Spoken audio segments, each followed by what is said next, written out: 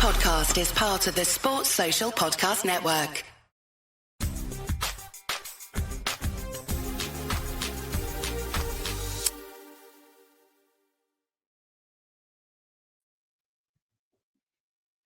Hello and welcome back to the Dunbar End podcast here on the Hibs Observer YouTube channel with myself, Jack Harris, joined as ever by Hibs Observer editor Patrick McPartlin.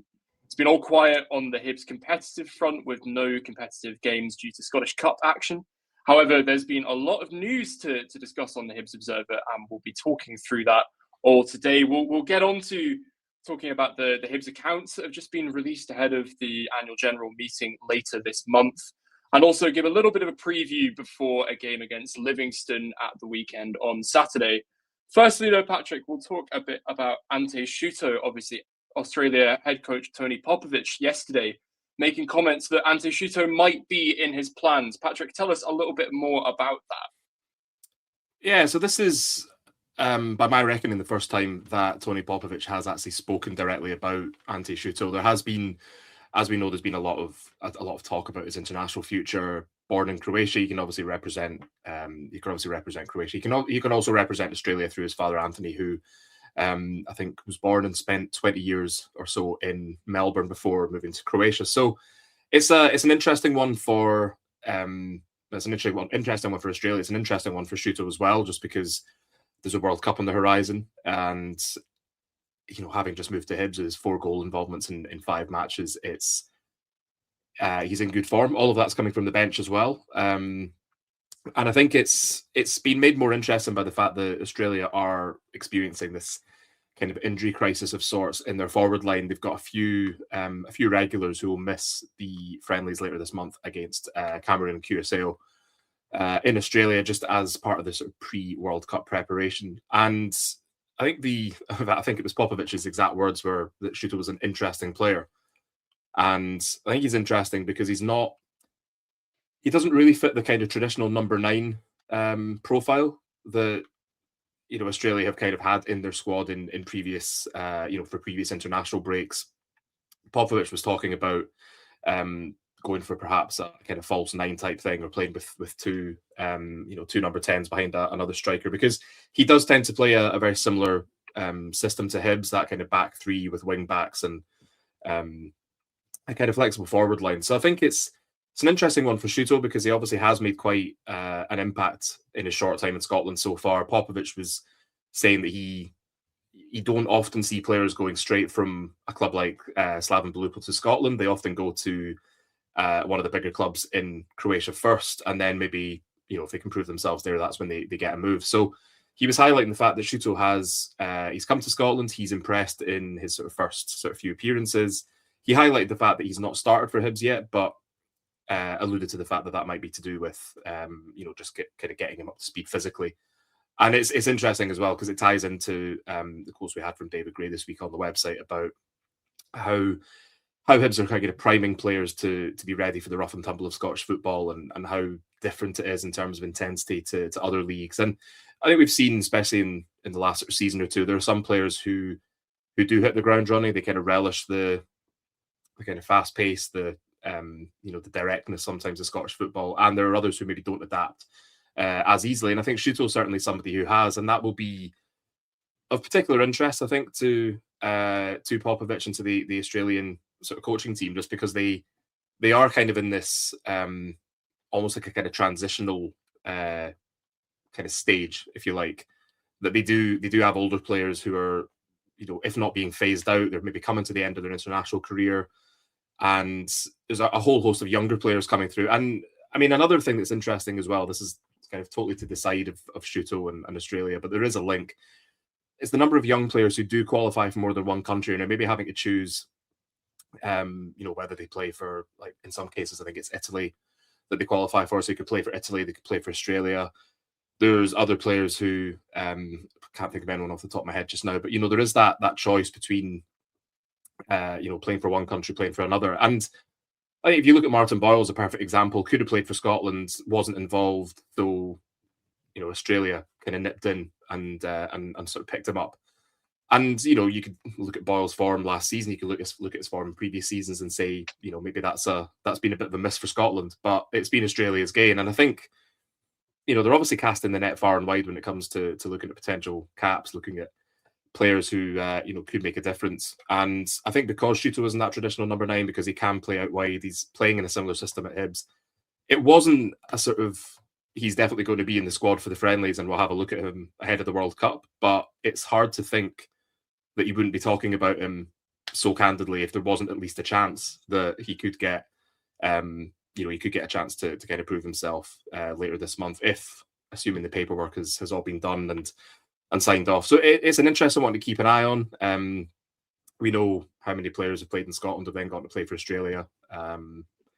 And yeah, I think time will tell us whether Shuto's going to be the next one to do it. But I think it's to Hibs' benefit as well, because if he's, even if he doesn't make it into the squad for these friendlies, or if he makes it into the squad but doesn't play, as we've seen happen before with the likes of Jack Iredale and Nectar Triantis when he was at Hibs, it sort of gives him something to aim for. If he has a really strong end to the season, if he helps Hibs, I don't know, finish 4th or something like that, then it kind of keeps him in the conversation, it keeps him on the radar, and it potentially gives Popovic and Football Australia a decision to make going into the World Cup. Because there were comments about him not wanting to go in with like a completely different squad, because these are sort of World Cup warm-up games. It's a chance to play teams from or play nations, from regions that the likes are going to face when it comes to the tournament itself. So it's that balancing act between playing players who and trying to sort of fit the system that you've been playing, and it's also about exploring if there's anyone else out there who could make the difference. So it's a really intriguing one. I think it's a possibility that you could get called up, and I think given when the games are being played, I think it's towards the end of the month, the last week of the month. I think we should probably find it pretty soon whether Shuto's going to get a chance. And making the difference is an apt way of describing Ante Shuto, given exactly like you said, his 4 goal contributions from 5 appearances. I think the point you make about it being for Hibs' benefit is very true, and also just the number of Socceroos in the squad at the moment. I mean, you've obviously got Jack Iredale and Martin Boyle, so you think if Shuto gets called up to the squad, it's quite an easy introduction to something that would be very new, very different environment. Having sort of 2 players in the dressing room that you're familiar with, that you've got a connection with. Martin Boyle's a nailed-on starter for the Socceroos. Jack Iredale sort of breaking his way in the same way as Shuto. That'll be very much to his benefit for that adjustment. But exactly like you say, there is going to be some sort of vacancy. Obviously, the likes of, I think it was Mohamed Touré's got a leg injury, is expected back in early April. Is it the Viking striker Nick D'Agostino as well? Nick D'Agostino, he's injured as well. Aberdeen's Cassini Yengi also injured. So if not now, then when? It's a great opportunity for Shuto. I think the big question will be, when does he starting for Hibs? Because that'll be the next step, and will stand him in very good stead for getting those regular call-ups. Is obviously he's proven that he can make that impact from the bench, but actually coming on and being the first player on the team sheet and leading the line, that's a different level of experience that I think then needs to go into that. But a couple of good friendlies coming up, and then some friendlies before the World Cup in the international window following that. So lots of opportunities to break into that Socceroos squad ahead of the World Cup coming up. Let's get into accounts. Let's get into the money. Show me the money. We've obviously got the AGM coming up, I think, on the 26th of March, and Hibs have published their accounts. So there are lots of numbers to talk through. So I've done my best to summarise them in my notes here. I think the essential picture is that it's a better financial picture. Obviously, Hibs have stated quite clearly they're still in the red. There's still a loss, but in terms of the kind of, I guess, the shock of 2023-24, was it a 7.1 million pound loss? So we've moved away from that as a less of a shocking picture, and overall improvements across the board. So the overall loss reduced by 19%. They posted record revenue for the 5th consecutive season, marking a 6% increase on last season's revenue. Obviously, a lot of that coming from the prize money they got from finishing 3rd. Things like match tickets, hospitality sales from having that remarkable 17-game unbeaten run doesn't hurt at all. Definitely helps. The staff costs have gone down too, I think, by £200,000 if I'm correct. but that also only marks a reduction in average headcount of 2 people. Obviously, the sales of Dylan Vente, Ewan Henderson, Josh Landers, but they have addressed that the recruitment is still a critical area of focus. Patrick, I'm going to ask you later to explain the sort of amortizations and the loans, because I have a very brief moment to. I have to. I've said it now. You're going to have to talk about it. But there've also been the investments to Easter Road to consider. I mean, a lot of on-pitch and off-pitch investments and training facilities as well. Now, I think the only thing it doesn't cover, if I'm correct in saying, is we don't have the sale of Kieran Bowie included in the accounts yet. Obviously, that big money moved to Hellas Verona, and the European income from the start of the season, those 3 knockout ties. Patrick, what have I missed in that whirlwind of financial expertise, and what can you tell us? Can you give us some more specifics? Because obviously you wrote about it for the site, I think, yesterday. I mean, speaking as someone who works with words for a living rather than numbers, there is a reason for that. So I think really I think you covered everything there absolutely spot on. I don't think there's any need to cover any more of it. No, I think the account when the accounts are published, it's always a kind of, it's a bit of a rabbit in headlights thing for me, because rabbit in headlights, deer in headlights. See, you can't even get that right. Something in the headlights. Something in the headlights. Me in the headlights. Because it is, it's obviously such an important part of the club in terms of, the finances and, how much money they're making, how much money they're losing. And I think it's the important thing is, when you look at these accounts, that, like, yes, you can say, oh, there's, record revenue for the 5th consecutive season.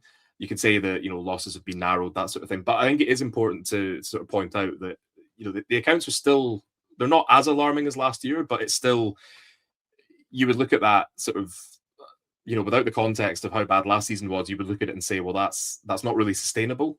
And I think that's, it's important to sort of highlight that, as well as saying, the fact that they have been able to, increase revenue, reduce the losses, increase the cash in the bank as well. And I think getting the wage to turnover ratio down from 79% to 74% is also pretty good. I think, I'm absolutely terrified that the financial experts are going to come running in here. But I think sort of 70% for kind of wage to turnover ratio is roughly what you want to be aiming at if you're a kind of football club of Hibs size and profile. I think it's about 70%. If there's anybody watching this who is a financial expert, if I got that horribly wrong, tell us in the comments. Be nice about it. But I think it's really a case of, things are moving in the right direction. And you rightly pointed out, I think it was sort of close to 2 million, like 1.75 million, something like that was invested in upgrading Easter Road and the hospitality spaces, particularly in the famous 5 stand. And when you consider the upgrades that were made, the sort of UEFA recommendations, or like improving the sort of tunnel area, improving I think it's floodlights as well, the PA system. So there's been a lot that's been done that's been kind of one-off type things, or they certainly won't be sort of featuring in the accounts every single year. And I think that, you look at how things were going at the club recently, and, on the pitch especially, it was a bit of a, what's a good word to use? It was a bit of I'll say a mess, which is maybe a little bit strong, but I think you look at the number of players who were brought in who didn't really get close to the first team. There was the whole development squads kind of experiment. Recruitment maybe wasn't where they needed it to be. And I think, even up until January last year, so that's, about 6 months away from the end of these accounts being published, Hibs were still trying to move players on, to just kind of trim down the squad, to try and balance the books a bit more. And I think as you rightly point out, with the money from the European run and, Kieran Bowie's sale to Hellas Verona, which could sort of bring in, I think it's up to £7 million if the add-ons are met. And it's my understanding that they're quite easy add-ons, so it should, there's actually a very good chance of Hibs like scooping the sort of full 7 million. That will obviously make the next set of accounts look a lot better. And you've also got the fact that you've got probably some of the higher earners in the squad are likely to move on in the summer. I think Martin Boyle's an obvious one. So I think, you're getting the wage bill down, and that contributes. So I think that, there's been a lot that's been done so far in terms of trying to trim the squad, in terms of trying to get operating costs down, trying to just narrow the losses and everything. It's all going in the right direction. And, things like what they've done to the stadium, the improvements there, that's all kind of long-term. Well, so they call it short-term pain for long-term gain is the sort of the trendy phrase to use. That's very unlikely to be appearing in future accounts because it's been dealt with, it's been done. It's even sort of like all the things in the famous five stand. I've only really been in there once or twice, but I mean it's very impressive. It's really sort of slick. It's really well run. It looks good. It's the same with the options in the main stand as well. And it just sort of the number of times you're seeing notices from the club saying hospitality for this weekend's game sold out. Like you're seeing it a lot, and it's easy to see why. It is a very sort of impressive offering, and it's things like that will contribute in the long term.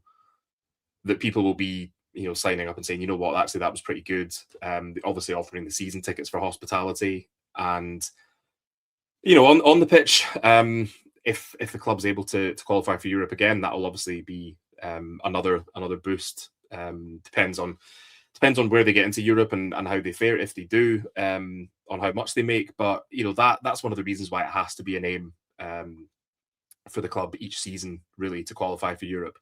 Because especially this season as well, when you look at the cup runs weren't great. So when you've got other kind of large incomings like the European games, like the Bowie fee, then that will sort of slightly offset some of the other areas where Hibs maybe haven't performed to the way they might want to. So I think it makes for better reading than last year's accounts. But I mean, to be honest, that wouldn't have been difficult. Given how sort of alarming they were. So I think, the signs are good. It's sort of cautious optimism, I think, is probably the right term for it. And, I think when you consider where the club was, I mean, the Gordons aren't going to want to be kind of dipping in their pockets every year to bail Hibs out. It's not sustainable. It's not the way to kind of run a successful football club. So, I just think when you look at these accounts compared to last year's accounts, and you can, see what else the club is doing on and off the pitch, what they're doing in terms of, I mean, bringing, just to touch on the announcement today that they've ended their partnership with Fanatics, they'll be bringing retail in-house. It'll be interesting to see how that contributes as well. And I think, ever since Dan Barnett's come in as the chief executive officer, you've got Philip Lombardi, who's the kind of financial officer as well. There's clearly been a kind of concerted effort to get Hibs back to a position where the accounts are coming out and there isn't kind of widespread alarm at these sort of like big figures in the loss columns. So hopefully I've done a fairly respectable job of trying to explain the accounts and why they why there's cause for optimism, even if the numbers do look a little bit alarming. Like, it's trending in the right direction, and I think that's ultimately what you want after last year's figures, is just to be moving in the right direction, cautious optimism. But I think it also does highlight just the importance of qualifying for Europe every year, having sustained runs in both cup competitions, and just making sure that they have a stadium that's fit for purpose, that will essentially sort of encourage people to keep coming back, to to put money in that way, and also the team on the park, because season tickets are already on sale for next season. Fans want a team that's going to be competing at the top end of the table. They want a team that's potentially going to be in European competition. They want a team that's going to be going deep in both cup competitions and, getting back to Hampden for the first time in a little while. So, it's one of those sort of situations where I think every kind of facet of the club can help the other. If the product in the park isn't good, then, season ticket sales are going to suffer. Merchandise is probably going to suffer. Hospitality is going to suffer. So it's obviously in the club's best interest that things are going well on the pitch to enable things to go better off the pitch. So I think we will see this time next year if what I've said has been prophetic. Hopefully for Hibs for Hibs sense that is the case. But it does look like things are sort of going in the right direction, that there has been this concerted effort to get the finances back to a more manageable level. And I think we've seen the sort of first signs of that, green shoots of recovery, if you like. And I would imagine, next season's accounts or next year's accounts will look vastly improved.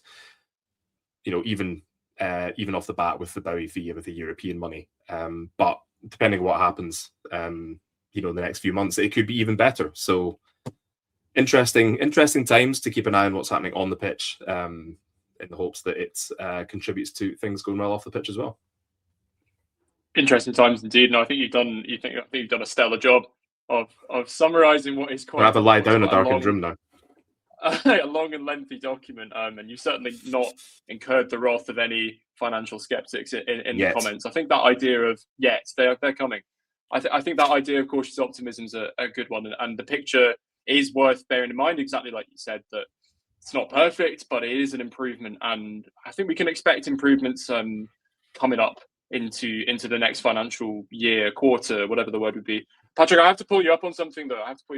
You mentioned the easy add-ons in Kieran Bowie's contract. Is that you telling us officially that he doesn't have a Martial-esque Ballon d'Or clause, or are you telling us that you expect him to easily win a Ballon d'Or? Can't confirm or deny. No, when easy add-ons is the wrong sort of term. I suppose achievable add-ons would be the sort of correct terminology. Sort of, I suppose, conditions that, barring an unexpected turn of events, you'd be very likely to meet. So, easy maybe the wrong turn of phrase, or the wrong word to use, but certainly achievable. I think. It's not a case of score sort of like 40 goals for Hellas Verona between now and the end of the season, that kind of thing. It's achievable targets that I think Hibs privately are probably quite confident that will be met, which would then sort of maximise their transfer fee for him. So scored his first goal at the weekend there, so that's a good start. Yep, only 39 to go, and getting the winner against Bologna, not a bad start. We'll see you in December. I know exactly who my money's on at the Ballon d'Or ceremony this year. Let's talk about on the pitch, though. As you mentioned, fans want to see good performances on the pitch. Also, the club needs to see good performances on the pitch, because getting into European competitions is the sort of thing that's going to turn these green shoots of recovery into sort of fully flourishing plants. That quest for Europe isn't over yet. There are still 9 games to go. Motherwell in 4th, and Patrick, as you said in your article today, I think that the most important thing is both to wrestle Motherwell out of 4th and then to keep it. And the Hibs have got 2 chances to play Motherwell as a direct rival, once at Fir Park coming up very soon, I think in 2 weeks' time, and then once, obviously, in the split. But those 4 post-split games begin with Livingston as Hibs welcome Marvin Bartley's men. Marvin Bartley obviously taking over the managerial reins from David Martindale. I hadn't realised that Livingston have only had 1 win so far this season. It came right back on match day 2 when they welcomed Falkirk to the home of the Setfair Arena for a 3-1 win. They haven't won since, but Patrick, Marvin Bartley he can say that he steadied the ship. I mean, he's had, in his 4 results, he's had 1 loss and 3 draws. One of those draws being to Rangers, when Rangers, I think they played Rangers at home and got a draw. The 1 loss being to Celtic, with that sort of last minute winner for Alex Oxlade-Chamberlain. I watched that game. I thought Liverpool. Oh, it's been a long day. I thought Livingston played like Liverpool. I thought Livingston made a very good account of themselves and showed a club that is steadily improving. I mean, obviously they are right down at the bottom of the table in 12th, 7 points clear of 11th place and some hope of salvation. But Patrick, I think you can expect when they come to Easter Road, they'll be ready to fight tooth and nail. And given that draw at the home of the Setfair Arena, I can't remember what it was. It was our most recent, Hibs' most recent fixture. Sorry, back in November. Are there any concerns for you going into it against a team that is sort of fighting for survival and looking better on the pitch than they have done previously? There are always concerns when it comes to Hibs. Always. I suppose you look at Livingston's sort of their form this season. You look at that single win. You look at the draws. Look at some of the defeats they've had, and I mean, you can call it realism or pessimism, or you can call it just being kind of completely taken by the fact that this has been quite a bonkers Scottish Premiership season. But it's also you've got the fact we talk about games and we talk about the the kind of narratives behind them. We talk about each game having its own sort of like separate kind of subplot, if you like. And I think that, when you look at Marvin Bartley coming, he's taken on David Gray, his former teammate, one win all season, and you just think it has all the ingredients for like a recipe for disaster. But I think it's, all joking aside, it has to be, Hibs have to look. I mean, I know that David Gray's thing is you look to the next game and that's all you focus on, and that's what they'll be doing. And I'm sure you'll be saying similar things to his players this week. I'm not suggesting that I'm sort of a managerial expert or anything just before start getting complaints, but I'm sure he'll be saying, look, Livingston are a different beast. He knows Marvin Bartley very well. He will know exactly, how fired up people have the Livingston team. He'll be warning Hibs that they can't try and win the game on paper. We've seen it a few times this season where Hibs have not quite turned up and just expected to win, but have maybe turned up and underestimated the task at hand, if you like. And I think, I think it is a sort of potentially a dangerous game because, in a sense, Livingston have nothing to lose. And as you say, they have improved. They drew against Rangers, but they were leading 2-0 at one point. And as you say, very close to getting a point against Celtic. And, that can't be overlooked. I mean, I've felt kind of all season, even when David Martindale was in charge, Livingston had a few results that maybe didn't reflect how they played. There's certainly sometimes, certainly when they played Hibs, there's been some sort of nice football. There's been some moments where, things have just kind of broken down with the final ball or whatever. There's just maybe not been very much good fortune. But, there's some good players on that side as well. And they brought people like, Scott Arfield in, somebody who knows the league very well, very experienced, knows where the goal is as well. We saw him doing well for, Falkirk early this season. Lewis Smith, somebody else. I think it's kind of gone under the radar a little bit, on the wing for Livingston. Somebody who he was, I think, performing very well for Hamilton and, gets to step up with Livingston. And he has kind of gone under the radar, but, just a very good sort of wide player who I think possibly got an assist for Jeremy Bakaila's goal in the 2-2 draw back in November. So, somebody who, has hurt Hibs previously and, would very much want to do so again. And, like we said with Bartley, there's obviously that sort of desire to get 3 points for Livingston, but also just to I suppose kind of, strengthen his credentials as well. Because that would be, whether it's, 1 point, 3 points, it would be just a sign that, things are trending in the right direction at Livingston. And as we were saying, this has been such a crazy season that you just think, anything is possible. Somebody in the comments are saying it would be so Hibs to be the first team since August to get beaten by Livingston and then go and beat Motherwell twice. Yeah, there you go. That's exactly the kind of season. That's exactly the kind of thing we're seeing this season. So I mean, hopefully that. Well, I mean, my brain's completely fried from all the AGM and accounts, all the accounts numbers. So I'm not even going to try and work out whether losing to Livingston but beating Motherwell twice is good in the sphere of trying to get into Europe and finish as high up the table as possible. But it is very much it's sort of in a nutshell, it's the issue that Hibs have is that that's the kind of fear that it could be a banana skin, that they could very much slip up if they're not at sort of the top of their game, if they're not sort of fully focused. But I don't think. I mean, you can look back to the Dundee game and you can sort of say, there was another goal conceded late on. But you could also look at how, Dundee have improved recently. You can look at the fact that Hibs were 2-1 down and sort of roared back to be 3-2, leading 3-2 going into like the final seconds. And I think there is that sort of fight and desire to, try and get as many points as possible in this sort of bid to overhaul Motherwell. And, whilst that might seem like quite a fanciful target to have, I think Dundee showed that, they're not completely invincible, Motherwell, that they can be got at. And, again, it's looking further ahead than this weekend, but, I think 3 points this weekend for Hibs would be, it'd be a start. If we're talking about these sort of 4 games before the split, 3 points this weekend would be a start. I think in terms of goal difference as well, because Motherwell have a far superior goal difference to Hibs. Hibs have a far superior goal difference to Falkirk, who are just below them. So, 3 points is all well and good. And if you can get that by winning every game 1-0, then, you have to imagine David Gray would take that. think any manager would probably take that.